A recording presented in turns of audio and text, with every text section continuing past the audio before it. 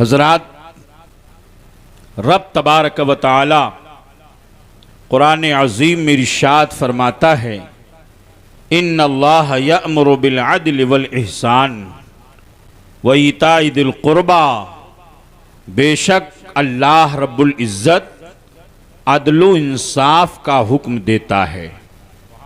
یأمر بالعدل والاحسان وایتاء ذی القربی، اور رشتہ داروں کے حقوق کو پورا کرنے کا حکم دیتا ہے۔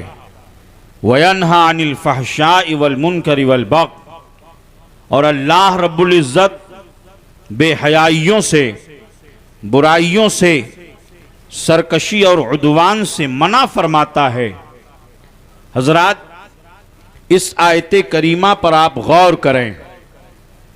ایک جگہ اللہ رب العزت ارشاد فرماتا ہے، اعدلوا هو اقرب للتقوی، عدل کرو اس لیے کہ یہ تقوی کے بہت قریب ہے۔ یہ آیت کریمہ کیوں نازل ہوئی؟ علماء کی مجلس ہے اور سرکار حضور حافظ ملت علیہ رحمت رضوان کا دیار مقدس ہے۔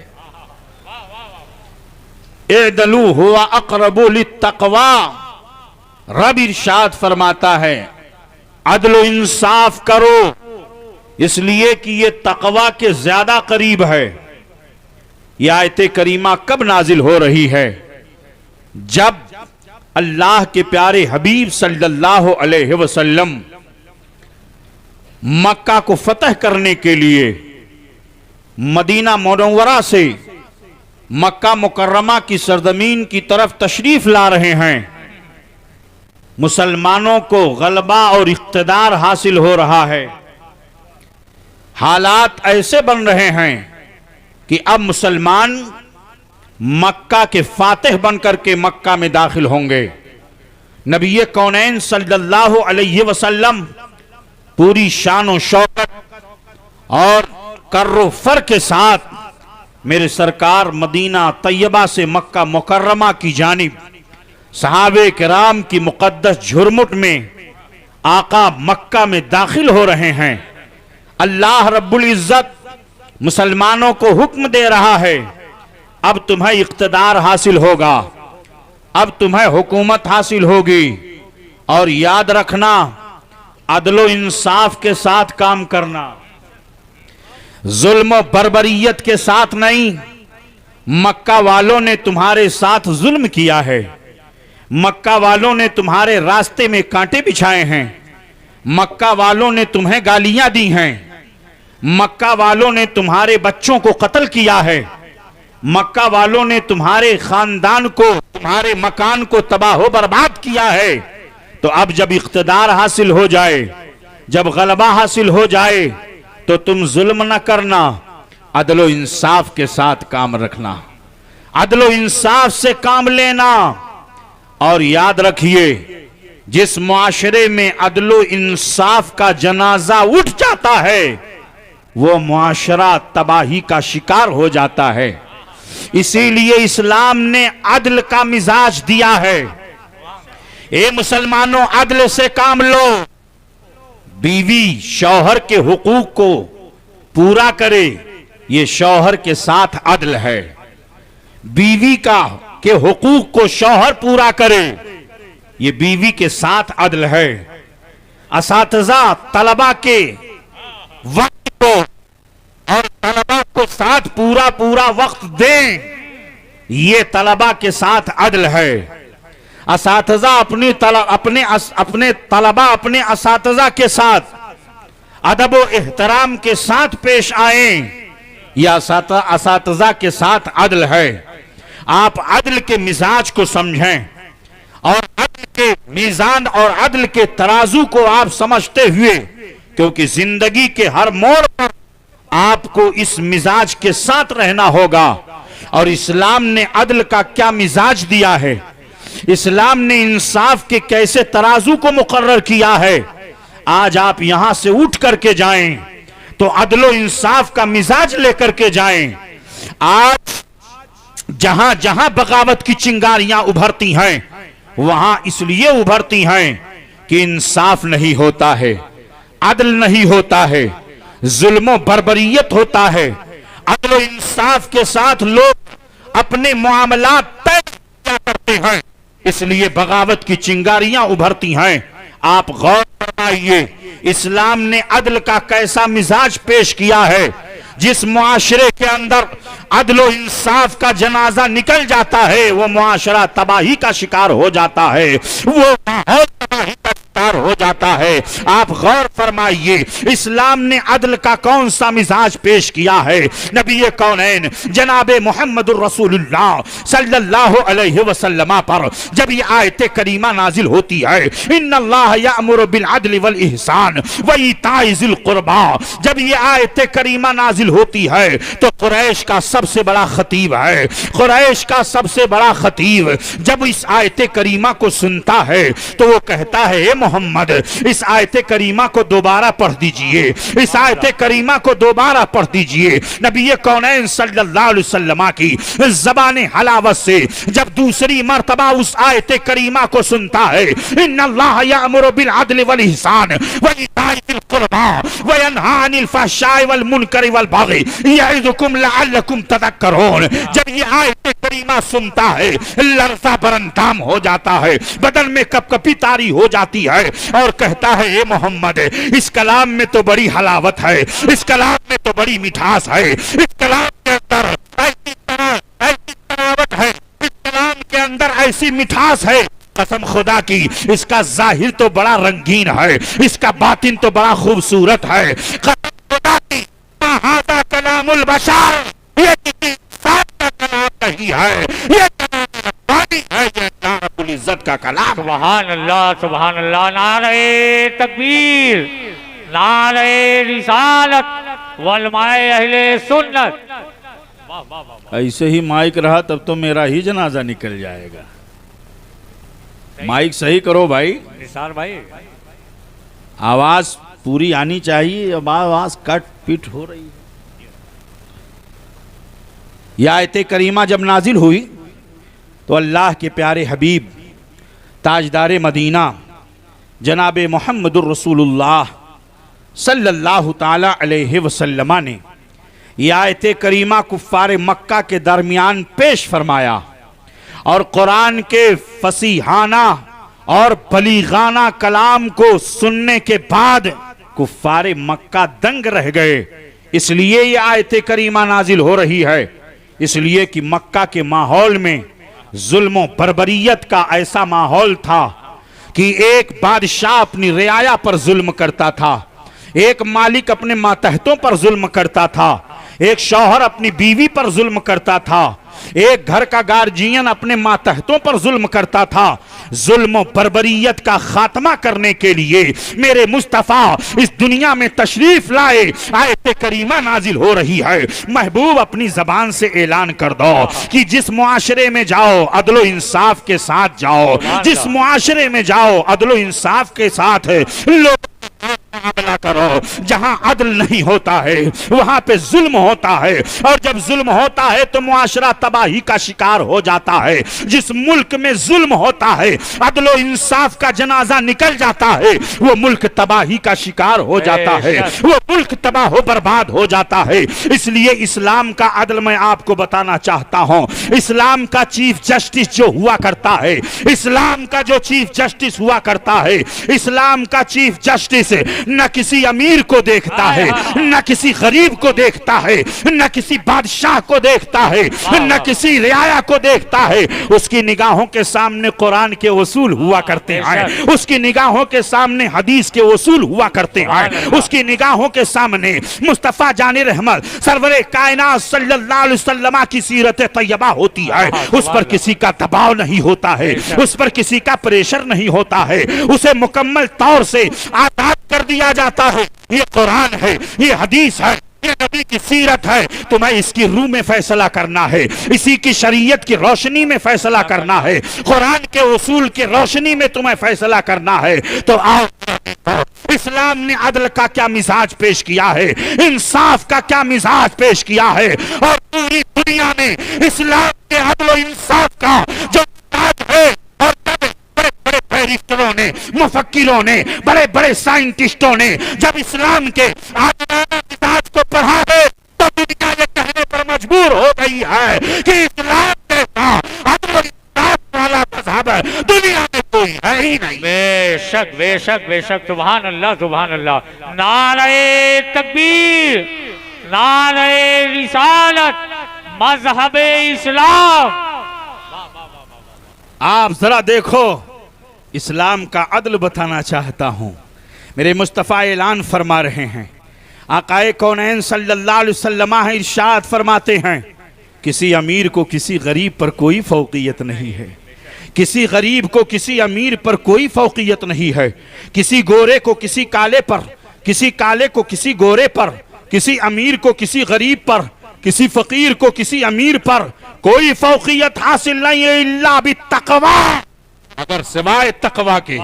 ان اکرمکم عند اللہ اتقاکم، اللہ کے نزدیک سب سے زیادہ مکرم، سب سے زیادہ معزز، سب سے زیادہ مکرم وہی ہے جو اللہ سے سب سے زیادہ ڈرنے والا ہے، سبحان اللہ. جو اللہ کا خوف سب سے دل کے اندر رکھنے والا ہے. سب سے زیادہ اللہ کی خشیت جس کے دل کے اندر ہوگی اسی کو اللہ کا قرب حاصل ہوگا، وہی اسلام کے نزدیک معزز ہوگا. چاہے وہ بادشاہ ہو، چاہے وہ رعایا ہو، چاہے وہ فقیر ہو، چاہے وہ امیر ہو، چاہے وہ عورت ہو، چاہے وہ مرد ہو، چاہے وہ بچہ ہو، چاہے وہ بوڑھا ہو. اسلام کے نزدیک تقوی معیار بنایا گیا ہے. فوقیت کا معیار تقوی ہے، فوقیت کا معیار پرہیزگاری ہے، فوقیت کا معیار.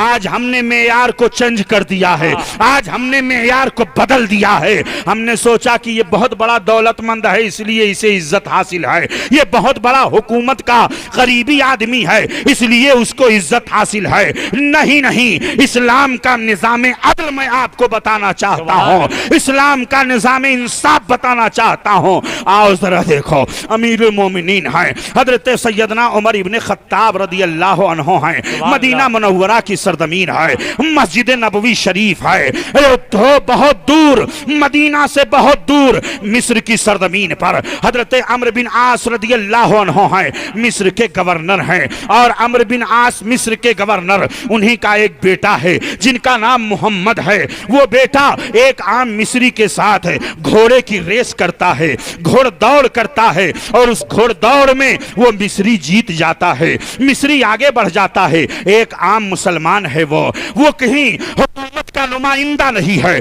یا حکومت کا کوئی قریبی نہیں ہے. اور ادھر دوسری طرف حضرت عمرو بن عاص کے بیٹے ہیں. جب وہ ہار جاتے ہیں تو ان کے غصے کا عالم دیکھیے، ہاتھ میں کوڑا لیتے ہیں، اس عام مصری کو بھرے چوراہے پر 10 کوڑا مارتے ہیں. اور 10 کوڑا مارنے کے بعد جب اپنی بھڑاس نکال لیتے ہیں تو اس عام مصری نے سہ لیا، برداشت کر لیا.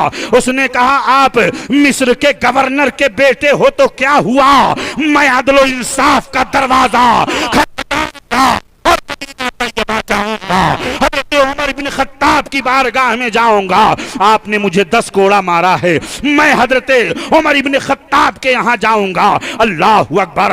وہ عام مصری اپنے گھوڑے پر بیٹھ کر کے مدینہ منورہ کا سفر کرتا ہے، مسجد نبوی شریف میں آتا ہے. حضرت عمر بن خطاب رضی اللہ عنہ مسند عدالت پر تشریف فرما ہوتے ہیں اور بارگاہ فاروقی میں اپنے آپ کو پیش کر کے عرض کرتا ہے، حضور چاہیے، مجھے عدل چاہیے، مجھے انصاف چاہیے. کہا کون سا انصاف ہے، بات کیا ہے، تم اپنی بات تو بتاؤ. کہا حضور میں بہت دور سے آیا ہوں. کہاں سے آئے ہو؟ مصر سے آیا ہوں.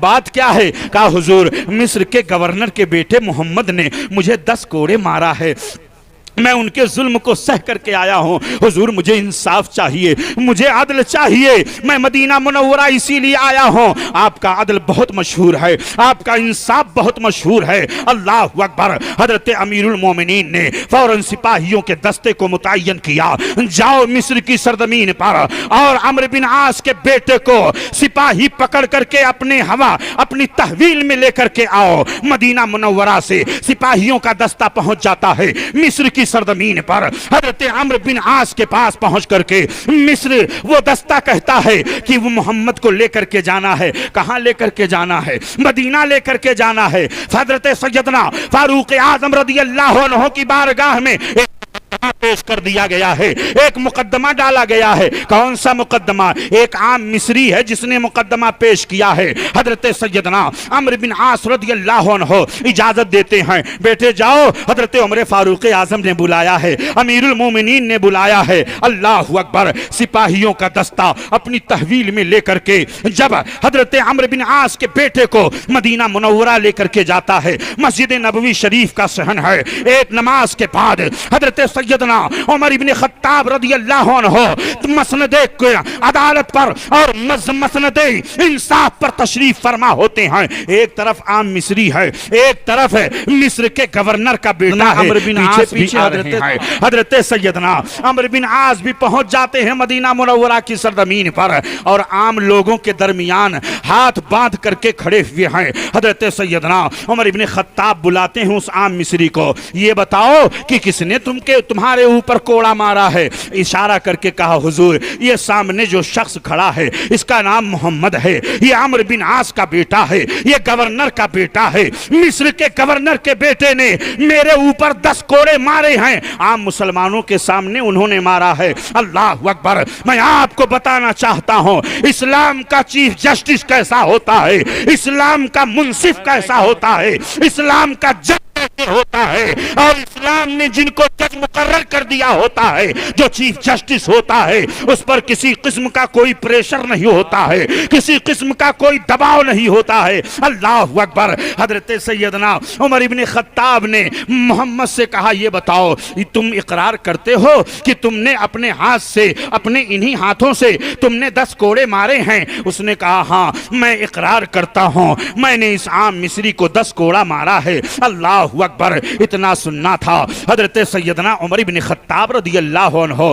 اپنا کوڑا نکالتے ہیں، اور نکالنے کے بعد اس عام مصری کے ہاتھ میں دیتے ہیں، اے عام مصری، اے مصری مسلمان، تو چل آگے بڑھ، اور محمد کو جو کا بیٹا ہے اسے 10 کوڑے مار اور اپنی بھڑاس نکال لے۔ تمام لوگوں کے سامنے وہ عام مصری اپنے ہاتھ میں کوڑا لیتا ہے، عمرو بن عاص کا بیٹا ہے، گورنر کا بیٹا ہے، کوڑا لے کر کے مار رہا ہے، اور عمر بن خطاب رضی اللہ عنہ ارشاد فرماتے ہیں، اور مار اور مار اور مار۔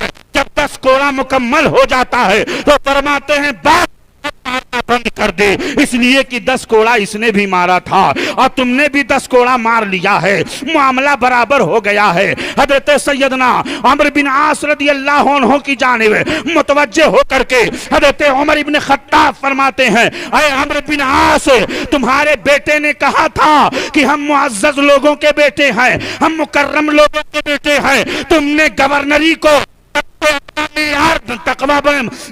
تم نے گورنری کو کب سے معیار بنا لیا ہے؟ اسلام کے نزدیک گورنری کوئی معیار نہیں ہے، اسلام کے نزدیک تقوی معیار ہے۔ اور سن لو، ان کی ماؤں نے انہیں آزاد جنا ہے، ان کی ماؤں نے انہیں آزاد جنا ہے، آزاد ہے تم نے انہیں اپنا غلام بنا لیا ہے۔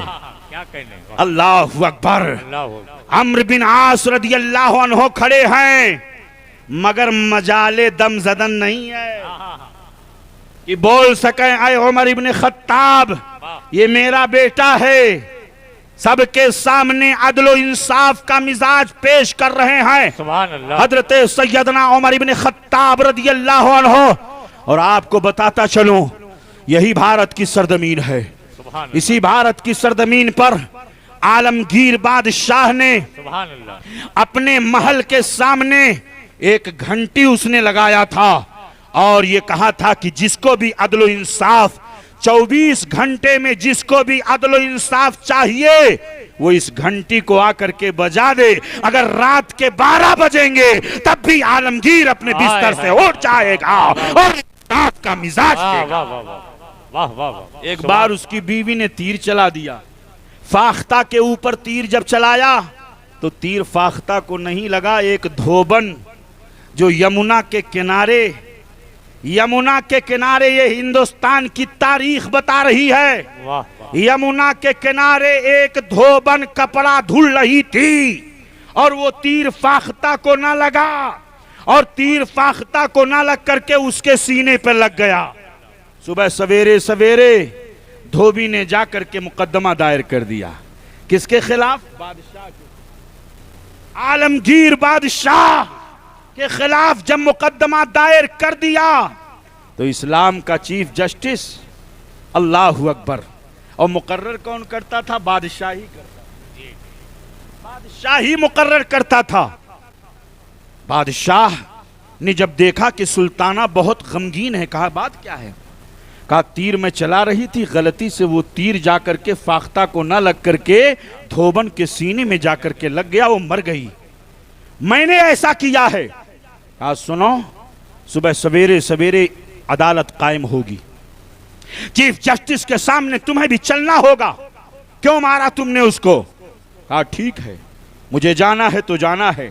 صبح سویرے سویرے عدل و انصاف کی کرسیاں لگائی گئیں، چیف جسٹس آیا، اور آنے کے بعد اس نے کہا سلطانہ تم نے اس کی بیوی کو قتل کیا ہے، یہ قتل عمد ہے یا قتل خطا ہے، اس پر تو میں بعد میں بحث کروں گا، لیکن تم نے اس کو مارا ہے کہ نہیں مارا پہلے اس کو بتاؤ۔ کہا ہاں بادشاہ، چیف جسٹس بلا شبہ میں نے اس کو مارا ہے، میں نے فاختہ پر تیر چلایا تھا مگر اس کے سینے میں جا کر کے لگ گیا، یہ قتل خطا ہے۔ کہا ٹھیک ہے، لیکن چونکہ معاملہ دھوبی کا تھا، معاملہ دھوبی کا تھا، اس نے کہا دھوبی تو اپنے تیر کمان کو سنبھال، اور تیر کمال کو سنبھال کر کے ملکہ سلطانہ کے سینے پر ایسے ہی تیر مار۔ اللہ اکبر، سب کھڑے کے کھڑے ہیں، عدل و انصاف کا مزاج ذرا دیکھیے، سب حیران، دھوبی کانپ رہا ہے، ہاتھ میں تیر لیا ہے مگر اس کا ہاتھ کانپ رہا ہے کہ میں سلطانہ پر تیر چلاؤں تو کیسے چلاؤں، بادشاہ کی بیوی پر تیر چلاؤں تو کیسے چلاؤں۔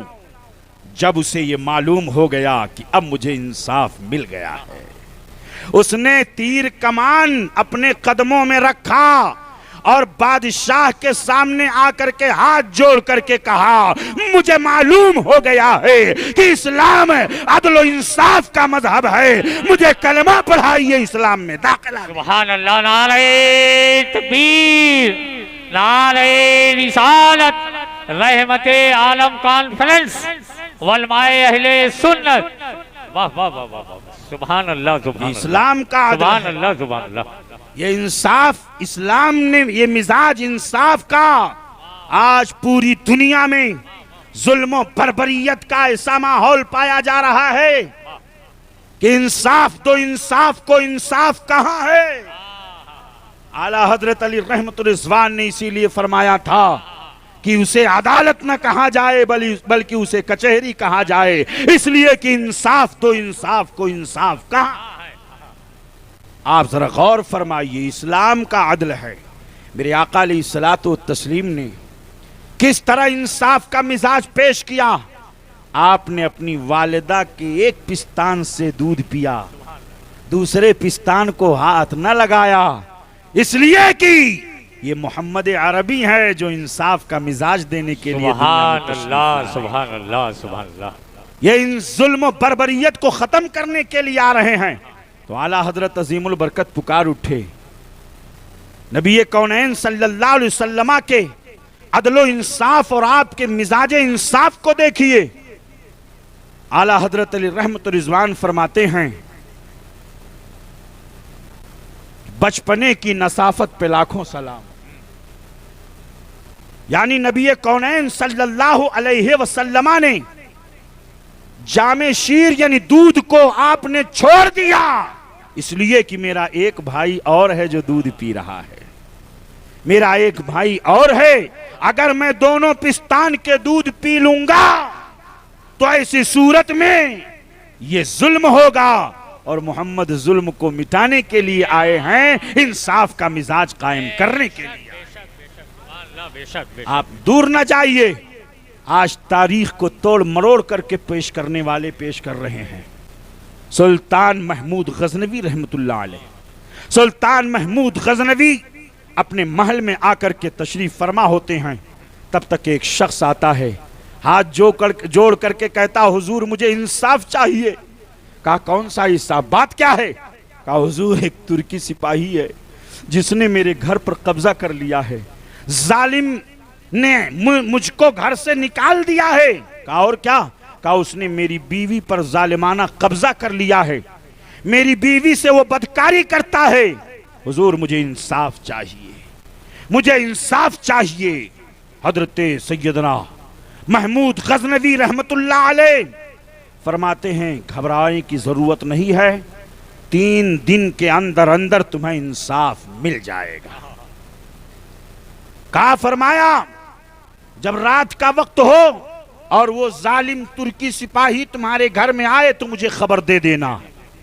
تیسرے دن وہ ظالم رات کے وقت پھر اسی گھر میں گھسا اور جانے کے بعد بیوی کے ساتھ ظالمانہ طور پر بدکاری کرنے لگا، اور اس سے پہلے بادشاہ نے سپاہیوں کا دستہ مقرر کر رکھا تھا، چاروں طرف سفید لباس میں سپاہی تھے کہ جیسے ہی وہ اندر داخل ہو فوراً چاروں طرف سے گھیر لو، اور اگر وہ بدکاری کرتے ہوئے پکڑا جائے تو اس ظالم کی گردن فوراً مار دی جائے۔ رات کا وقت تھا، تاریکی پھیلی ہوئی ہے، کہیں کہیں پر چراغ ٹمٹما رہے تھے۔ بادشاہ نے کہا چراغ بجھا دو، چراغ بجھا دو۔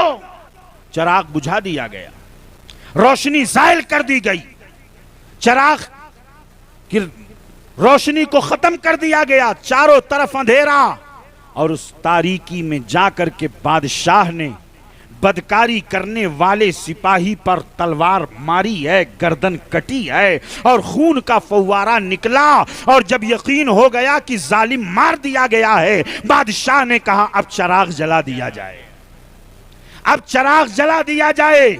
چراغ جلا دیا گیا، جب چراغ جلایا گیا تو بادشاہ نے سجدے شکر ادا کیا۔ لوگوں نے کہا بادشاہ آپ نے سجدے شکر کیوں ادا کیا، سجدے میں کیوں گئے؟ تو بادشاہ کا جملہ سنو، اس نے کہا اے لوگوں، میں نے سوچا کہ کہیں اس جرم میں میرا بیٹا ملوث نہ ہو تو میری تلوار رک جائے، اس لیے میں نے رات کی تاریکی میں چراغ کو بجھا دیا کہ کہیں ایسا نہ ہو کہ میرا قریبی کیوں نہ ہو، میرا بیٹا کیوں نہ ہو، میرا وزیر کیوں نہ ہو، میرا قریبی کیوں نہ ہو، کہیں ایسا نہ ہو کہ اس جرم میں وہ ملوث ہو اور میری انصاف کی تلوار اس کے اوپر چلنے سے رک جائے، اس لیے میں نے چراغ بجھا دیا تھا۔ اور جب چراغ کو جب جلایا گیا تو میں نے سجدے شکر ادا کیا کہ میرے مولا یہ میرا کوئی بیٹا نہیں تھا، میرا کوئی قریبی نہیں تھا، یہ وہی ترکی سپاہی تھا جس کے تعلق سے شکایت کی گئی تھی، اور وہ ظالم چونکہ بدکاری کرتے ہوئے پکڑا گیا تھا اس لیے فوراً مار دیا گیا، اس کی گردن کاٹ۔ سبحان اللہ، نعرہ تکبیر، نعرہ رسالت۔ دنیا نے اسلام کے عدل کو پہچانا، اسلام کے اس نظام عدل کو پہچانا۔ آپ ذرا غور فرمائیے، یہی حضرت سیدنا عمر بن خطاب رضی اللہ عنہ ہیں، غسان کا بادشاہ جبلہ بن ایہم غسانی، یہ اسلام قبول کر کے مدینہ منورہ کے گرد و نواح سے ہوتا ہوا یہ پہنچتا ہے مکہ مکرمہ کی سرزمین پر، خانہ کعبہ کا طواف کر رہا ہے۔ خانہ کعبہ کا طواف کرتے کرتے اس کے احرام کے کپڑے پر ایک بدو کا پاؤں پڑ گیا۔ جیسے ہی بدو کا پاؤں پڑا، غصے میں اس نے تھپڑ مارا، اور تھپڑ جب مارا تو دانت ٹوٹ گیا۔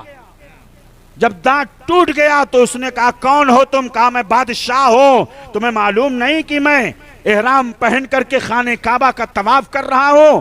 میں جبلہ بن اہم غسانی ہوں، میں غسان کا بادشاہ ہوں۔ اس نے کہا میں ایک عام بدو ہوں، تم نے میرے چہرے پر تھپڑ مارا ہے، میں انصاف کا دروازہ کھٹکھٹاؤں گا، بارگاہ فاروقی میں جاؤں گا۔ حضرت سیدنا عمر ابن خطاب رضی اللہ عنہ کی بارگاہ میں پہنچا، پٹیشن داخل ہو گئی، مقدمہ داخل ہو گیا، FIR درج کر لیا گیا۔ حضرت سیدنا عمر ابن خطاب رضی اللہ تعالیٰ عنہ نے جبلہ بن اہم غسانی کو پیغام بھیجا، اے جبلہ سن، اگرچہ تو بادشاہ ہے لیکن تو نے کیا سوچا تھا کہ میں اسلام قبول کر کے جو چاہوں گا کروں گا، جس پر چاہوں گا ظلم کروں گا؟ اسلام ظلم کو مٹانے کے لیے آیا ہے اور انصاف کا مزاج قائم کرنے کے لیے آیا ہے۔ اے جبلہ، یا تو تم معافی مانگ لے، ورنہ حرم کے اندر جس طرح تو نے تھپڑ مارا ہے ایسے ہی وہ عام بدو بھی تیرے چہرے پہ تھپڑ مارے گا، دنیا دیکھے گی، حرم میں اعتکاف کرنے والے لوگ دیکھیں گے۔ کہا اچھا، میں نے تو اسلام قبول کیا تھا کہ مجھے عزت ملے، مجھے وقار ملے، مجھے شہرت ملے، لیکن یہ کیا ہے؟ میں بادشاہ، وہ ایک عام غریب آدمی، ایک عام فقیر آدمی، وہ مجھ کو تھپڑ مارے گا، وہ میرے اوپر چپت رسید کرے گا، وہ تمام لوگوں کے سامنے میری بھی عزتی کرے گا۔ حضرت عمر بن خطاب رضی اللہ عنہ ارشاد فرماتے ہیں، سن، اسلام عدل و انصاف کی بنیاد پر پھیلا ہے۔ آج پوری دنیا میں اسلام پھیلا ہوا ہے تو انصاف کی بنیاد پر، عدل کی بنیاد پر، اور اس عدل کو مٹایا نہ جائے گا۔ یہ قرآن کا اصول ہے، یہ قرآن کا ضابطہ ہے، میرے مصطفیٰ نے یہی اصول دیا ہے، یہی ضابطہ دیا ہے۔ انصاف سے ہٹ کر کے میں کام نہیں کروں گا۔ کہا مجھے سوچنے کا موقع دیا جائے، مجھے سوچنے کا موقع دیا جائے۔ رات بھر سوچنے کا موقع دے دیا گیا۔ حضرت سیدنا عمر بن خطاب رضی اللہ عنہ نے فرمایا کہ ٹھیک ہے، تجھے سوچنے کا موقع دیا جاتا ہے۔ رات بھر سوچنے کے بعد اس ظالم نے جا کر کے عیسائی مذہب قبول کر لیا، مرتد ہو گیا۔ حضرت عمر بن خطاب رضی اللہ عنہ نے دنیا والوں کو بتا دیا کہ مصطفیٰ جان رحمت سرور کائنات صلی اللہ علیہ وسلم کے نظام سے کبھی سودا نہیں کیا جائے گا۔ اسلام کا مزاج ہے، عدل کا مزاج ہے، آپ نے اس کے لیے مرتد ہونا گوارا کر لیا مگر نظام مصطفیٰ میں شکم نہیں آنے دی۔ بے شک، نعرہ تکبیر، نعرہ رسالت۔ جس معاشرے میں عدل و انصاف ختم ہو جاتا وہ معاشرہ تباہی کا شکار ہو جاتا ہے۔ ایک واقعہ بتاؤں، ایک باغ تھا، بہت خوبصورت تھا، وہ ہرا بھرا باغ، پھلدار باغ، خوبصورت باغ، لیکن ایک طوطا اور طوطی دونوں آئے اور جب باغ میں بیٹھے تو دیکھا کہ ہر طرف ویرانی، ہر طرف ویرانی۔ تو طوطا نے طوطی سے کہا بات کیا ہے؟ اس سے پہلے ہم آئے تھے تو یہ باغ بڑا ہرا بھرا تھا، مگر اب بات کیا ہے کہ یہ باغ اجڑ گیا، یہ باغ خشک ہو گیا، پھل اس کے ختم ہوتے جا رہے ہیں، پتیاں اس کی سوکھی جا رہی ہیں، درخت سوکھتے جا رہے ہیں۔ اس نے کہا تم کو معلوم نہیں ہے؟ طوطے نے کہا معلوم نہیں ہے، جب سے الو آیا ہے نا اس باغ کے اندر، جب سے الو آیا ہے تب سے یہ باغ تباہ و برباد ہو گیا ہے۔ بغل میں الو بیٹھا ہوا تھا، اس نے کہا بات یہ نہیں ہے بیٹا، بات یہ ہے کہ جب عدل و انصاف کا جنازہ نکل جاتا ہے نا، کیا بات، تو بڑے بڑے خوبصورت باغ بھی ویران ہو جایا کرتے۔ بے شک بے شک، جب تک عدل و انصاف کا بول بالا تھا یہاں، یہ باغ ہرا بھرا تھا، بڑا خوبصورت تھا، بڑا پھلدار تھا، لیکن جب سے عدل و انصاف کا جنازہ نکل گیا، ظلم کیا جانے لگا، بربریت کی جانے لگی، رعایا کو ستایا جانے لگا، تب سے یہ باغ ویران ہو گیا ہے۔ کہا تم اپنے قول میں دلیل دے سکتے ہو؟ دلیل کیا ہے تمہارے پاس؟ کہا سنو دلیل میں تمہیں بتاتا ہوں پریکٹیکلی طور پر۔ کہا کیا؟ کہا طوطی تمہاری بیوی ہے نا؟ کہا ہاں میری بیوی ہے۔ اس نے کہا میں مقدمہ دائر کرتا ہوں میں مقدمہ دائر کرتا ہوں، فار ایگزامپل بتا رہا ہوں، جی یہ واقعہ کتابوں کے اندر ذکر ہے، لیکن اس کو بطور ایگزامپل، بطور مثال پیش کیا جاتا ہے، یہ یقین رکھیے گا۔ کہا اچھا میں مقدمہ دائر کرتا ہوں کہ یہ طوطی میری بیوی ہے اور طوطا نے اس کو اغوا کر لیا ہے، اپہرن کر لیا ہے اس کا۔ اچھا ٹھیک ہے، کوئی بات نہیں۔ اب اس نے مقدمہ دائر کر دیا۔ مقدمہ دائر کرنے کے بعد الو نے تمام دلائل و شواہد سے یہ بات ثابت کر دیا کہ یہ طوطی میری بیوی ہے اور طوطا نے اس کو اغوا کر لیا ہے، اپہرن کر لیا ہے۔ اور جج نے فیصلہ بھی کر دیا کہ طوطی یہ طوطا کی بیوی نہیں ہے، یہ الو کی بیوی ہے، جبکہ ساری دنیا جانتی ہے کہ شادی ہم جنس سے ہی ہوا کرتی ہے۔ جی جب طوطے کے سامنے یہ بات ثابت ہو گئی، جج نے فیصلہ سنا دیا، تو سر پہ ہاتھ رکھ کر کے افسوس کرنے لگا، سر پکڑ لیا کہ ہائے یہ کیا ہو رہا ہے، طوطی میری بیوی ہے اور طوطی کی شادی طوطا سے ہوتی ہے، نہ کہ الو سے ہوا کرتی ہے۔ کہا سنو، یہی مزاج ختم ہو گیا ہے ہمارے معاشرے سے، اس لیے یہ باغ ویران ہو گیا ہے، یہ باغ تباہ و برباد ہو گیا ہے۔ میرے دوستوں، عدل و انصاف کا مزاج قرآن نے دیا ہے۔ سبحان اللہ۔ عدل و انصاف کا مزاج آج دنیا میں لوگ کثرت سے اسلام کی جانب مائل ہو رہے ہیں، اسلام کے نظام عدل کو دیکھ رہے ہیں، اسلام کے نظام انصاف کو دیکھ رہے ہیں، وہ اسلام کی اسٹڈی کر رہے ہیں، مطالعہ کر رہے ہیں۔ قرآن کی آیتیں چمک چمک کے بتا رہی ہیں، اعدلوا هو اقرب للتقوی، عدل و انصاف کرو، یہ تقوی کے زیادہ قریب ہے، سبحان اللہ۔ یہ پرہیزگاری کے زیادہ قریب ہے، یہ تقوی کے زیادہ قریب ہے۔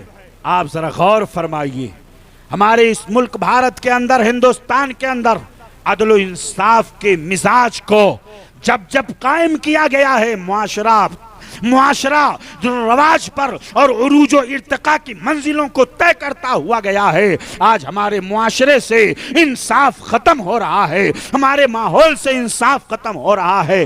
اس لیے میرے پیارو، انصاف سے کام لو، آواز دو انصاف کو۔ انصاف کہاں ہے؟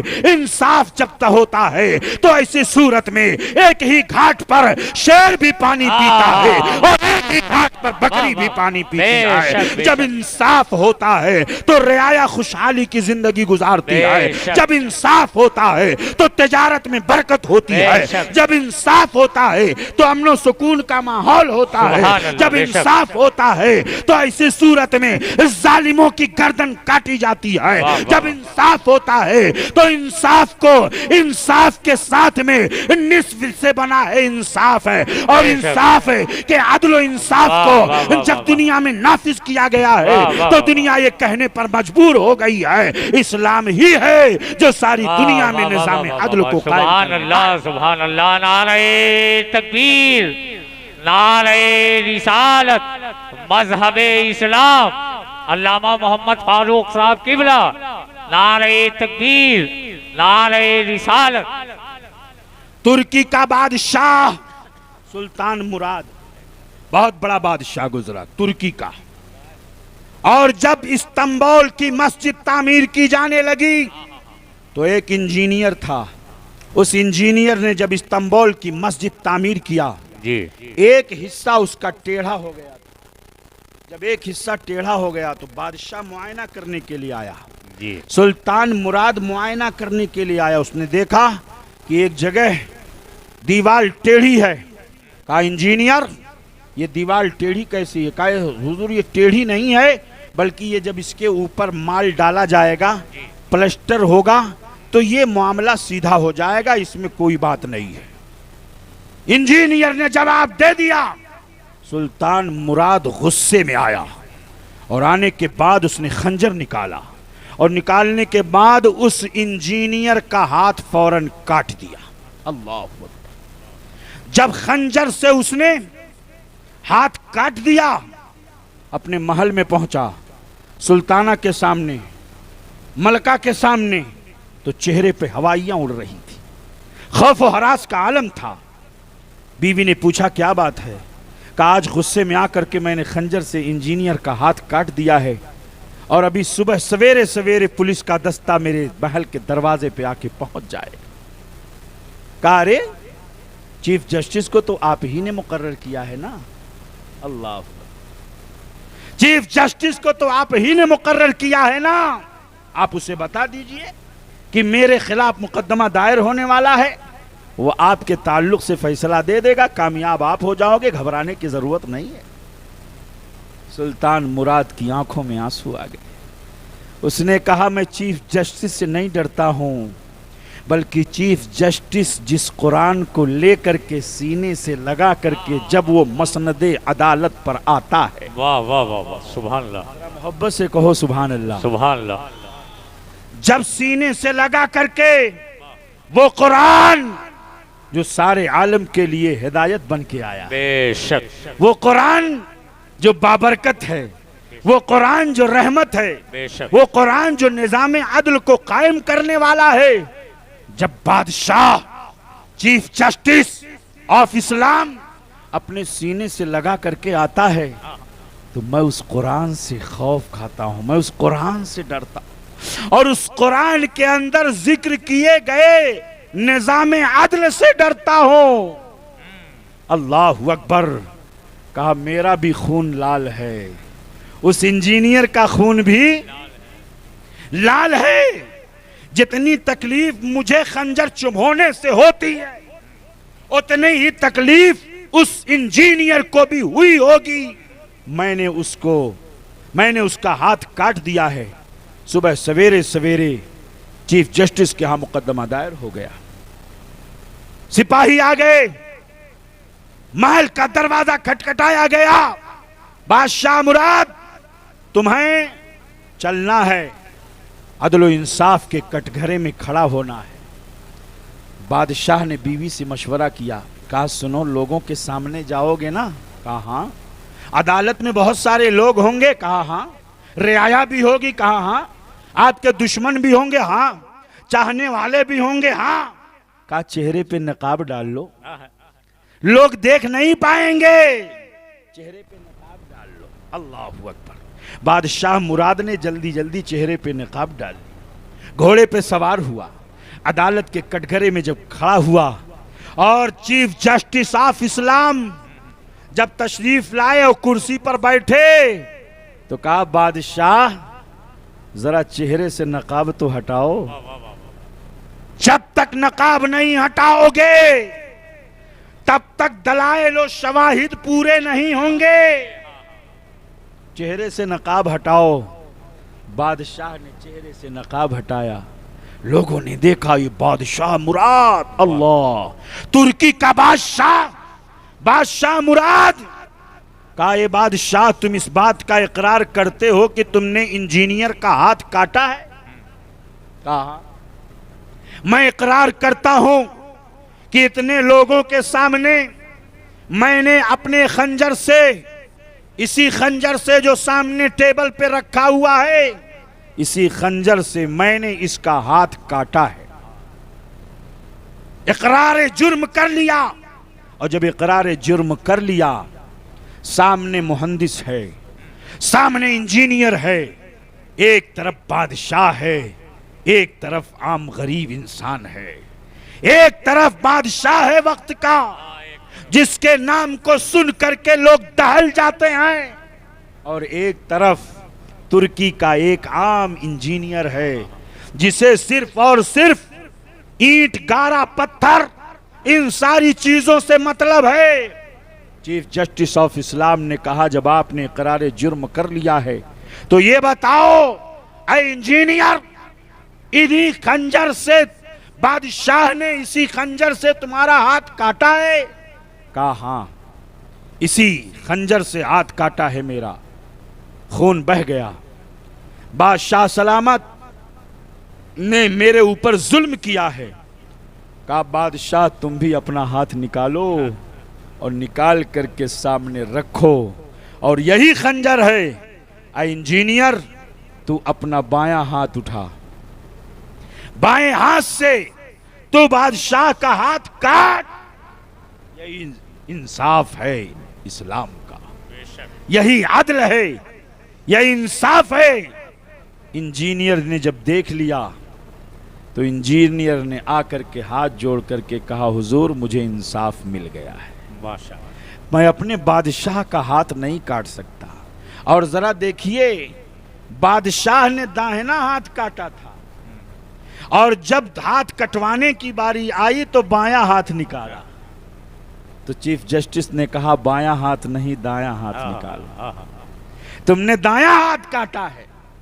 اعدلوا هو اقرب للتقوی, سبحان اللہ, عدل کرو اس لیے کہ یہ تقوی کے زیادہ قریب ہے, سبحان اللہ, پرہیزگاری کے زیادہ قریب ہے. قرآن پاک میں جب یہ آیت کریمہ اتری ہے ان اللہ یأمر بالعدل والاحسان وایتاء ذی القربی وینہی عن الفحشاء والمنکر والبغی, حضرت عبداللہ ابن عباس رضی اللہ عنہ جن کو میرے آقا نے دعائیں دی ہیں اللہم علمہ القرآن و تعویلہ, اے اللہ عبداللہ ابن عباس کو قرآن کا علم عطا فرما, قرآن کی تفسیر کا علم عطا فرما. وہ فرماتے ہیں یہ آیت کریمہ اتنی جامع ہے کہ جتنی نیکیاں اللہ نے کرنے کا حکم دیا ہے وہ ساری نیکیاں اس کے اندر جمع ہو گئی ہیں. سبحان اللہ, سبحان ان اللہ یأمر بالعدل والاحسان سبحان اللہ, وایتاء ذی القربی وینہی عن الفحشاء والمنکر والبغی, اور جتنے منہیات سے بچنے کا حکم دیا گیا ہے وہ سارے منہیات کو نہ کرنے کا حکم اس میں دیا گیا ہے. اس لیے یہ آیت کریمہ بہت جامع ہے, بہت معنی ہے. یہ آیت کریمہ ایسی جامع ہے, اللہ اکبر. ذرا غور فرمائیے, حضرت سیدنا علی ابن ابو طالب رضی اللہ تعالیٰ عنہ فرماتے ہیں اے لوگوں حکومتیں کفر کے ساتھ تو چل سکتی ہیں لیکن حکومتیں ظلم کے ساتھ نہیں. بے شک, بے شک, بے شک, بے شک. یہ حضرت علی کا قول ہے. حضرت علی رضی اللہ عنہ فرماتے ہیں حکومتیں کفر کے ساتھ تو چل سکتی ہیں مگر ظلم کے ساتھ نہیں چل سکتی ہیں. اس لیے اے لوگوں اپنے معاشرے میں انصاف قائم کرو. اگر آپ تاجر ہو اور آپ کے ماتحت کتنے نوکر کام کرتے ہیں تو ہر ایک کے ساتھ عدل و انصاف کرو. شوہر اپنی بیوی کے ساتھ عدل و انصاف کرے, بیٹے اپنے ماں باپ کے ساتھ عدل و انصاف کریں, اور ماں باپ اپنے بیٹوں کے درمیان عدل و انصاف کریں. عدل و انصاف کے مزاج کو قائم کرنے کی ضرورت ہے. اے میرے دوستو آؤ ذرا دیکھو عدل و انصاف کا مزاج اسلام نے کیسے پیش کیا ہے. اسلام کا مزاج کیا ہے, عدل و انصاف کسے کہتے ہیں. اسی لیے حضرت علی رضی اللہ عنہ سے پوچھا گیا کہ آپ فرمائیے کہ عدل کیا ہے, تو آپ فرماتے ہیں العدل هو الانصاف, عدل ہی کا نام انصاف ہے. جب بندہ عدل کرتا ہے تو رب تعالیٰ خوش ہوتا ہے. آیت کریمہ نازل ہوتی ہے ان اللہ یحب المقسطین, اللہ انصاف کرنے والوں کو پسند فرماتا ہے. بے شک, بے شک, اللہ انصاف کرنے والوں کو پسند فرماتا ہے. آؤ ذرا دیکھو اعلیٰ حضرت عظیم البرکت آیت من آیات اللہ, معجزت من معجزات رسول اللہ, امام احمد رضا خان علیہ رحمت و رضوان اپنے آقا کی بارگاہ میں نعت پڑھتے ہیں اور یوں عرض گزار ہوتے ہیں یا رسول اللہ وہی رب ہے جس نے تجھ کو ہمتن کرم بنایا. سبحان اللہ, سبحان اللہ. وہی رب ہے جس نے تجھ کو ہمتن کرم بنایا. ہمیں بھیک مانگنے کو تیرا آستاں بتایا، تجھے حمد ہے خدایا، تجھے حمد ہے خدایا، تجھے حمد ہے خدایا، تجھے حمد ہے خدایا۔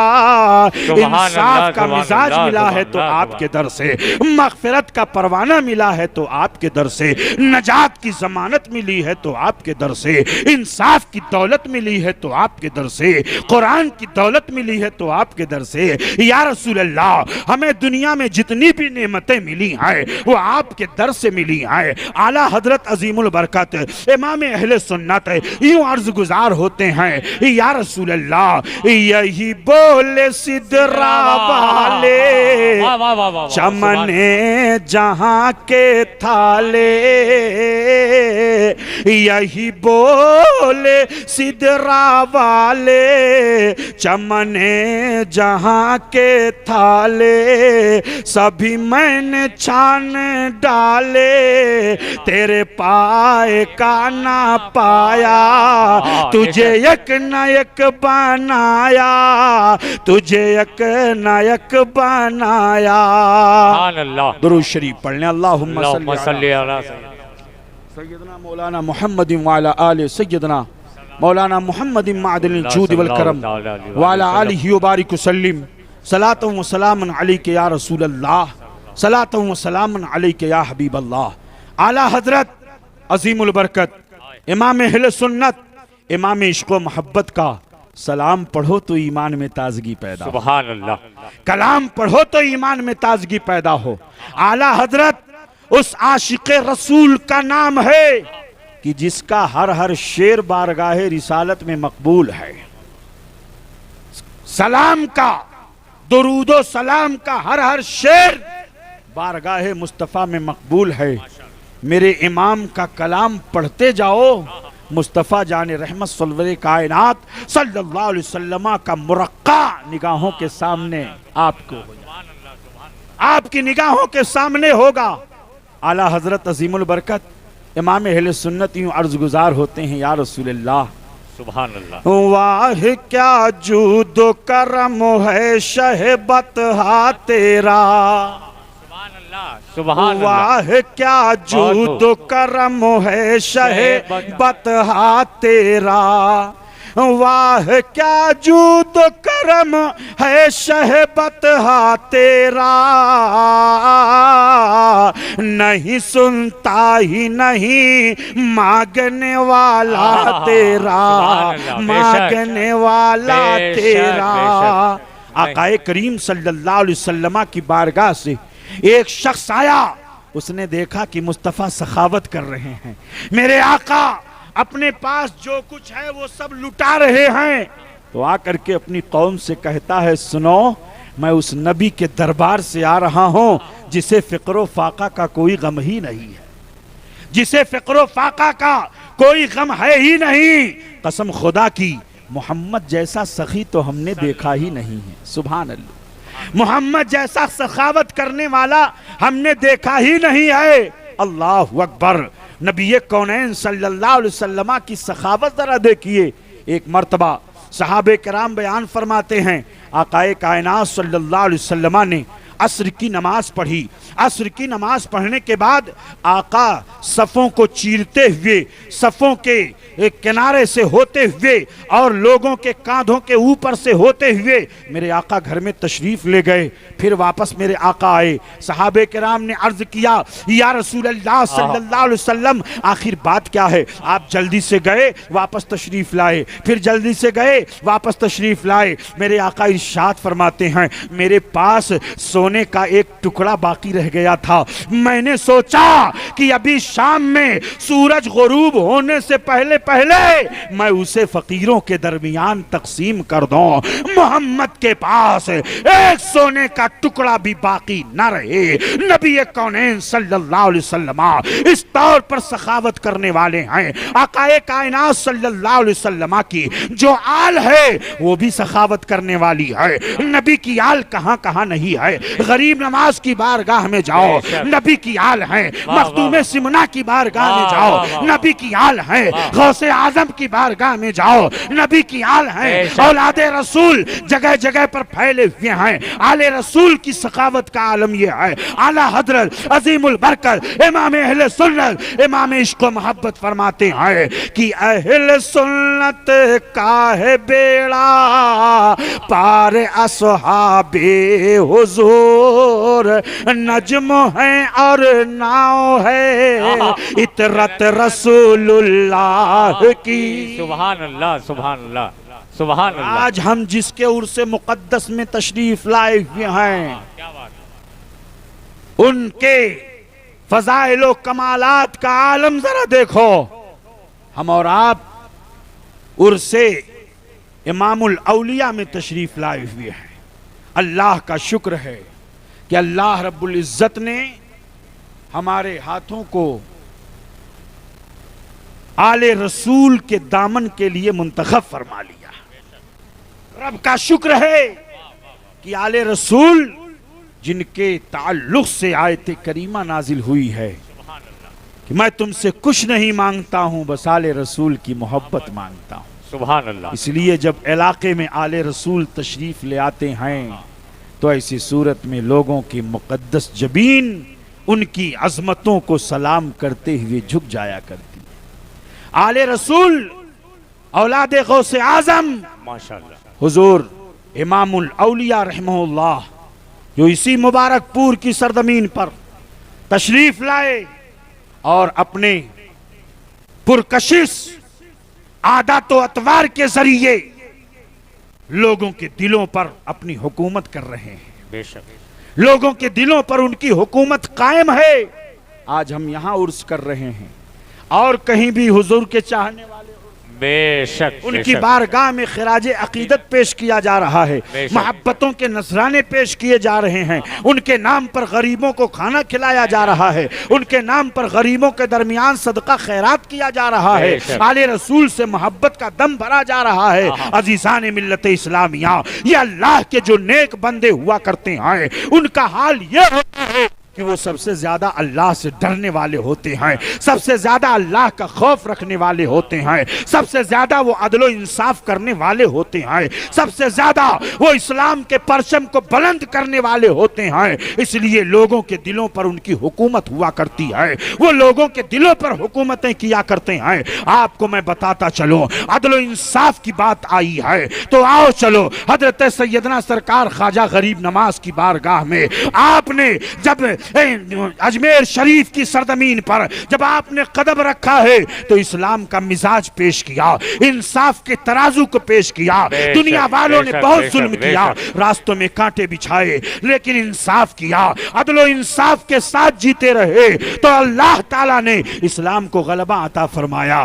آج ان کی حکومت دلوں پر قائم ہے۔ حضرت سیدنا سرکار خواجہ غریب نواز ہوں، مخدوم کچھوچا ہوں، حضرت سیدنا مخدوم اشرف جہانگیر سمنانی کچھوچوی ہوں، لات مار دیا حکومت کو، سلطنت کو پس پش ڈال دیا، اللہ کی محبت میں گرفتار ہو گئے، فنا فی اللہ ہو گئے، اپنی ذات کو اللہ کی محبت میں فنا کر دیا تو جو اللہ کا ہو جاتا ہے ساری خدائی اس کی ہو جاتی ہے، ساری کائنات اس کی ہو جاتی ہے۔ وہ لوگوں کے دلوں پر محبت کرتا ہے اور تقوی کے جب اس منصب پر فائز ہو جاتا ہے تو وہ نگاہوں کو بند کرتا ہے تو لوح محفوظ نظر آتا ہے۔ بے شک بے شک سبحان اللہ۔ وہ نگاہوں کو بند کرتا ہے تو لوگوں کی بگڑی ہوئی تقدیر بنا دیتا ہے۔ بے شک اس کی نگاہ جب کسی سوکھے درخت پہ پڑ جاتی ہے تو سوکھا ہوا درخت بھی ہرا بھرا ہو بے جاتا شک بے شک بے شک سبحان اللہ۔ اس کی نگاہ وہ اتنا مکرم ہو جاتا ہے، اتنا معزز ہو جاتا ہے۔ وجہ یہی ہے کہ اس کے دل میں تقویٰ ہے، اس کے دل میں پرہیزگاری ہے، خشیت ربانی ہے، عدل و انصاف کا مزاج رکھنے والا ہے، انصاف کے ترازو کو قائم رکھنے والا ہے۔ اسی لیے قرآن پاک میں فرمایا گیا اقیم الوزن بالقسط، اقیم الوزن بالقسط، سبحان اللہ۔ انصاف کا ترازو قائم رکھو، جب عدل و انصاف سے دور ہو جاؤ گے تو دنیا تمہیں فٹ بال کی طرح ادھر سے ادھر مارتی نظر آئے. جب عدل و انصاف سے دور ہو جاؤ گے تو بہت ہلکے ہو جاؤ گے. اسلام کا نظام مساوات ہو یا اسلام کا نظام عدل ہو یا اسلام کا نظام معیشت ہو یا اسلام کا نظام مساوات ہو یا اسلام کا نظام زکوٰۃ ہو یا اسلام کا نظام معاشرت ہو، اسلام ہر اعتبار سے کامل ہے، مکمل ہے، افضل ہے، اعلیٰ. سبحان اللہ. دنیا اس کا مقابلہ نہیں کر سکتی ہے. لاکھ چیخنے والے چیختے رہیں مگر آہ اسلام تیرے چاہنے والے نہ رہے. جس کا تو چاند تھا افسوس وہ حالے نہ رہے. جس کا تو چاند تھا افسوس وہ حالے نہ رہے. مسجد نبوی شریف سے انصاف کا مزاج مل رہا ہے، نبی کی سیرت سے انصاف کا مزاج مل رہا ہے. میرے آقا علیہ الصلوۃ والتسلیم نے عدل و انصاف کا ایسا مزاج قائم کیا. میرے آقا نے فرمایا اگر فاطمہ چوری کی پکڑی گئی تو فاطمہ کا بھی ہاتھ کاٹ دیا جائے گا. فاطمہ کا ہاتھ کاٹ دیا جائے گا. یہ دنیا ہے پیارے عدل و انصاف کے لیے. اور کوئی کہتا ہے یہ ہمارا بہت قریبی ہے اس کو چھوڑ دینا، اتنی رشوت لے لو، اتنی رشوت لے لو.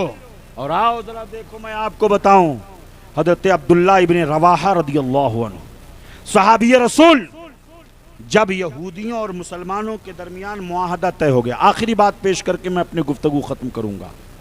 حضرت عبداللہ ابن رواحہ رضی اللہ عنہ یہودیوں کو جب مدینہ سے خیبر بھیج دیا گیا تو خیبر میں کھجور بہت زیادہ ہوتی تھی اور یہودیوں اور مسلمانوں کے درمیان ایک معاہدہ قائم ہوا کہ جتنا زیادہ کھجوریں ہوں گی ان کھجوروں کو ایک جگہ اکٹھا کیا جائے گا اور آدھا آدھا تقسیم کر دیا جائے گا. آدھا مسلمان لے جائیں گے اور آدھا یہودی لیں گے. اور اس معاملے کو طے کرنے کے لیے میرے مصطفیٰ نے حضرت عبداللہ ابن رواحہ کو مقرر کیا. کہا ہے عبداللہ ابن رواحہ جب کھجور پک جائے تو تم خیبر جانا اور جانے کے بعد وہاں پہ عدل و انصاف کے ساتھ یہودیوں اور مسلمانوں کے درمیان کھجور کو تقسیم کر دینا. حضرت عبداللہ ابن رواحہ کھجور پک گئی، جب کھجور توڑ لی گئی ڈھیر لگ گیا. حضرت عبداللہ ابن رواحہ ہر سال جاتے آدھا آدھا تقسیم کر کے لے کے چلے آتے. ایک سال ایسا ہوا کہ جب آپ وہاں تشریف لے گئے تو یہودیوں نے پہلے سے کچھ پلان بنایا تھا اور پلان یہ تھا کہ عبداللہ ابن رواحہ آئیں گے تو ہم ان کو کچھ رشوت دیں گے، انڈر ٹیبل کچھ دے دیں گے اور ان سے کہیں گے آپ تھوڑا سا لے جائیے، آپ کو کیا ضرورت ہے، آدھے سے زیادہ ہمیں دے دیجیے. حضرت عبداللہ ابن رواحہ نبی کونین صلی اللہ علیہ وسلم کے تربیت یافتہ، سبحان اللہ. بے شک آہ اسلام تیرے چاہنے والے نہ رہے. جس کا تو چاند تھا افسوس وہ حالے نہ رہے. حضرت عبداللہ ابن رواحہ جب گئے اور جب تقسیم کرنے لگے تو یہودن عورتوں نے سارے زیورات لا کر کے یہودیوں کے ہاتھ میں رکھ دیا تھا کہ عبداللہ ابن رواحہ جب آئیں گے تو سارے زیورات انڈر ٹیبل رشوت کی شکل میں عبداللہ ابن رواحہ کو دے دینا اور ساری کھجوریں لے لینا، پورے سال کام آئیں گی. حضرت عبداللہ ابن رواحہ کے سامنے جب یہودیوں نے رشوت کی شکل میں سونے کے زیورات لا کر کے رکھا تو آپ کی آنکھوں میں آنسو آ گئے، غیظ و غضب میں کھڑے ہوئے اور آپ نے فرمایا اے یہودیو، تم ہمارے نزدیک سب سے زیادہ مبغوض ترین قوم ہو، لیکن یہ اسلام ہے، اسلام سبحان اللہ، جو انصاف کا مزاج دیتا واہ واہ ہے. واہ. آج تم نے ہمیں رشوت دینے کی کوشش کی ہے، یہ رشوت دینا تمہارا ناجائز ہے، میرا لینا بھی ناجائز ہے. رشوت میں نہیں لے سکتا، لیکن اگر تم چاہتے ہو کہ سارے کھجوروں کو لے جاؤ تو میں مصطفیٰ کی بارگاہ سے اجازت لیتا ہوں. میرے نبی جب تک اجازت نہیں دیں گے پیغام بھیجوایا. کہا یا رسول اللہ یہودیوں کا ایسا ایسا مقصد ہے. میرے آقا علیہ الصلوۃ والتسلیم نے فرمایا اگر یہودی چاہتے ہیں کہ پورا کھجور لے جائیں تو محمد کی طرف سے اجازت ہے. میرے مصطفیٰ کے اس اجازت کو جب یہودیوں نے سنا ہے تو تاریخ گواہ ہے خیبر میں سے 150 یہودی اسی دن کلمہ طیبہ پڑھ کر کے مسلمان. سبحان اللہ. نعرہ تکبیر، نعرہ رسالت، مذہب اسلام. اسی دن 150 یہودی کلمہ پڑھ کر کے مسلمان ہو گئے. یہ اسلام کا مزاج ہے، یہ اسلام کا نظام عدل ہے. آج دنیا ظلم و بربریت کے سائے میں زندگی گزار رہی ہے. آواز دو انصاف کو. انصاف کہاں ہے؟ اللہ رب العزت ہم سب کو انصاف کا ترازو قائم رکھنے کی توفیق عطا فرمائے. نوجوانوں یہاں سے اٹھو. آپ تاجر بھی بنو گے، آپ کی بیوی بھی ہوگی، آپ کی اولاد بھی ہوگی. آپ زندگی کے ہر موڑ پر جاؤ گے، ہر معاملات آپ کے سامنے آئیں گے، لیکن اسلام کا نظام عدل کبھی فراموش نہ کرنا. اس لیے کہ یہ کسی دنیا کا یا کسی دنیا دار کا بنایا ہوا قانون نہیں ہے. یہ نظام مصطفیٰ ہے، یہ نظام اللہ ہے، یہ اللہ کا بنایا ہوا قانون ہے. دنیا کی کوئی طاقت اس قانون میں رد و بدل نہیں کر. سبحان اللہ، سبحان اللہ. اس لیے ہمیشہ انصاف کے ساتھ اپنی زندگی کو گزارنا. آنکھوں کو انہی چیزوں کو دیکھنے کے لیے لے جاؤ جن کو دیکھنے کا حکم دیا گیا ہے. یہ آنکھوں کے ساتھ کان کو انہی چیزوں کو سناؤ جن کو سننے کا حکم دیا گیا ہے. یہ کانوں کے ساتھ عدل ہے. زبان سے وہی بولو جس کو شریعت نے بولنے کا حکم دیا ہے. یہ زبان کے ساتھ عدل ہے. اپنے نفس کو وہیں استعمال کرو جہاں استعمال کرنے کا حکم شریعت مطہرہ نے دیا ہے. یہ تمہارے نفس کے ساتھ عدل ہے. عدل کے ساتھ اپنی زندگی گزارو. اعدلوا هو اقرب للتقوی. عدل کرو، یہ تقوی کے زیادہ قریب ہے، پرہیزگاری کے زیادہ قریب ہے. مصطفیٰ جان رحمت سرور کائنات صلی اللہ علیہ وسلم کے صدقہ و طفیل میں رب العزت ہم سب کو جو میں نے کہا ہے اس پر ہمیں آپ کو سب کو عمل کرنے کی توفیق عطا فرمائے. آمین آمین. یہ عہد کر کے جاؤ اللہ نے نماز کا حکم دیا ہے. اگر نماز نہیں پڑھو گے تو اسلام کے ساتھ آپ عدل نہیں کر رہے ہو. اگر زکوٰۃ نہیں دو گے کیا بات، تو اسلام کے ساتھ آپ عدل نہیں کر رہے ہو. کلمہ طیبہ تمہیں عدل کرنے کا پیغام دیتا ہے. زندگی کے ہر موڑ پر عدل و انصاف کا مزاج قائم رکھو. تقریریں تو بہت ساری ادھر ادھر ہو جاتی ہیں، مگر آج جو میں نے موضوع منتخب کیا ہے وہ بہت الگ موضوع ہے. عام دیگر مقررین کے موضوع سے ہٹ کر کے میں نے یہ موضوع بیان کیا ہے. عدل و انصاف پر بہت کم تقریریں. قرآن پاک کی آیتوں کو آپ دیکھیں، میرے آقا علیہ الصلوۃ والتسلیم کی احادیث طیبہ میں دیکھیں، آپ کو پتہ چلے گا کہ اسلام کا نظام عدل کیا ہے، اسلام کا نظام انصاف کیا ہے. میرے دوستو، آیت کریمہ اتنی جامع ہے کہ ہر خطیب جمعہ کے روز، جمعہ آپ پڑھتے ہو نا؟ کتنے لوگ پڑھتے ہیں ذرا ہاتھ اٹھائیں تو؟ ماشاءاللہ. اللہ ہم سب کو جمعہ پنج وقتہ نمازیں قائم کرنے کی توفیق عطا فرمائے. آمین. آپ جب خطبہ سنتے ہو تو خطبے میں خطیب کہتا ہے اخیر میں ان اللہ یأمر بالعدل والاحسان وایتاء ذی القربى وینہی عن الفحشاء والمنکر والبغی یعظکم لعلکم تذکرون. ہر ہفتے خطیب اپنے خطابت کے منبر سے آپ کو پیغام دیتا ہے، اے لوگو اللہ عدل و انصاف کا حکم دیتا ہے.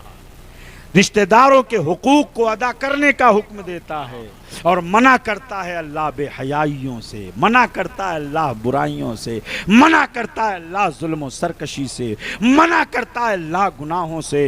اللہ تمہیں نصیحت فرماتا ہے لا یعظکم لعلکم تذکرون، شاید کہ تم نصیحت حاصل کرو۔ لیکن آج ہم یہ سوچتے ہیں کہ یہ تو خطیب صاحب ہیں تو روزانہ یہی خطبہ پڑھتے ہیں، یہی خطبہ پڑھتے ہیں، روزانہ یہی خطبہ پڑھتے ہیں، مگر اس خطبے پہ ہم غور نہیں۔ یہ آیت کریمہ اتنی جامع ہے کہ دنیا کے ہر مسجد کے منبر سے یہ آیت کریمہ ہر ہفتے اعلان کر کے قوم مسلم کو نظام عدل کا پیغام دے، بے شک بے شک بے شک، سبحان نظام انصاف کا پیغام دیتی ہے۔ اس لیے ہمیں اس پر عمل کرنے کی ضرورت ہے۔ رب قدیر ہم سب کے خطاؤں کو معاف فرمائے، گناہوں کو معاف فرمائے، آمین۔ آج آپ اگر چلے جائیں عدالت و کچہریوں میں تو یہ بھی ڈر لگا رہتا ہے، پتہ نہیں انصاف ہوگا کہ نہیں ہوگا، پتہ نہیں انصاف ہوگا کہ نہیں ہوگا، پتہ نہیں انصاف ہوگا کہ نہیں ہوگا۔ اسلام نظام عدل کی بنیاد پر ساری دنیا میں پھیلا ہے، پھیل رہا ہے۔ اسلام نظام انصاف کی بنیاد پر دنیا کے بڑے بڑے بیرسٹر، مفکرین، بلکہ مستشرقین جو اسلام کے خلاف پروپیگنڈا کرتے رہے ہیں، آج بھی کر رہے ہیں، وہ بھی اس بات کو ماننے پر مجبور ہیں کہ اسلام کے نظام عدل کو دیکھا جائے اور اس اعتبار سے اسلام کے ماحول کو اور اسلام کو اگر سمجھا جائے تو دنیا کے تمام مذاہب میں سب سے اعلیٰ، سب سے بہتر، سب سے فضیلت والا اگر کوئی دین ہے تو وہ دین، ذرا زور سے بولیے، دین اسلام، دین اسلام ہے۔ اعدلوا هو اقرب للتقوی، عدل و انصاف کرو، یہی تقوی کے زیادہ قریب ہے، پرہیزگاری کے زیادہ قریب ہے۔ اللہ تعالی ہم سب کو عمل کرنے کی توفیق رفیق مرحمت فرمائے۔ رب قدیر تنظیم نقشبندیہ، اللہ اکبر، یہ ایسا عظیم سلسلہ ہے پیارے کہ جس سلسلے کے فضائل و مناقب اگر بیان کیے جائیں تو قسم خدا کی حضرت باقی باللہ رحمت اللہ علیہ اسی سلسلے کے عظیم بزرگ ہیں۔ اللہ اکبر، یہ سلسلہ اتنا عظیم الشان سلسلہ ہے اور علوم باطن اور علوم معرفت کا جو جامع ہے یہ نقشبندی سلسلہ۔ یہ اور بات ہے کہ کچھ اس میں بہت سارے ایسے ہیں جو دیوبندی خیالات کے ہو گئے ہیں، لیکن اللہ ماشاءاللہ ہمارے بہت سارے ایسے علماء مشائخ ہیں جو الحمدللہ اسی طریقے پر، جس سلسلے میں مشائخ نقشبند جس اعلیٰ طریقے پر چلے ہیں اسی طریقے پر چل رہے ہیں الحمدللہ۔ میرے امام اعلیٰ حضرت عظیم البرکت نے فرمایا تھا، تیرے غلاموں کا نقش قدم ہے راہ خدا، تیرے غلاموں کا نقش قدم ہے راہ خدا۔ زین العابدین بھائی مائک درست کروا لیجئے گا ورنہ آپ میری طرح آپ کا بھی جنازہ نکل جائے گا۔ یہ مائک پتہ نہیں کہاں چلا گیا، میں آج سے نہیں بلکہ اکتوبر ہی سے مسلسل پروگرام چل رہے ہیں مگر اتنا خراب مائک شاید کہیں مجھے ملا۔ یہ مائک خراب ہو گیا، اس کا سسٹم تھوڑا سا صحیح نہیں ہوا، بہرحال اللہ تعالیٰ قبول فرما لے۔ دیکھیے میرے پیارو، جلسے جلوس بہت ہوتے ہیں اور اسی جلسے جلوس کے ذریعے ہم آپ کو کچھ دینی باتیں، دینی پیغامات ہم آپ تک پہنچا دیتے ہیں۔ یہ علماء مشائخ ہیں جن کا چمکتا ہوا چہرہ، دمکتا ہوا چہرہ آپ دیکھ رہے ہیں، اور میرے پیارو بہت ضرورت ہے اس بات کی کہ زیادہ سے زیادہ اسلامک معاملات اور اسلامی قوانین، اسلام کی خوبیاں ہماری قوم کے نوجوان سمجھائیں تاکہ دنیا والوں کو یہ پیغام دے سکیں کہ ہمارا مذہب کتنا خوبصورت مذہب ہے۔ تو اعلیٰ حضرت فرماتے ہیں، تیرے غلاموں کا نقش قدم ہے راہ خدا، تیرے غلاموں کا نقش قدم ہے راہ خدا، وہ کیا بھٹک سکے جو یہ سراغ لے کے چلے، لحد میں عشق رخ شہ کا داغ لے کے چلے، اندھیری رات سنی تھی چراغ لے کے چلے. سبحان اللہ. تو یہی چراغ ہدایت انشاءاللہ آپ کو کامیابیوں کی منزل کی طرف لے جائے گا. رب قدیر اس محفل نور کو قبول و مقبول فرمائے آمین. اور اولیاء کرام کے فیوز و برکات سے ہم سب کو مالا مال فرمائے. وآخر دعوانا ان الحمدللہ رب العالمین. السلام علیکم ورحمۃ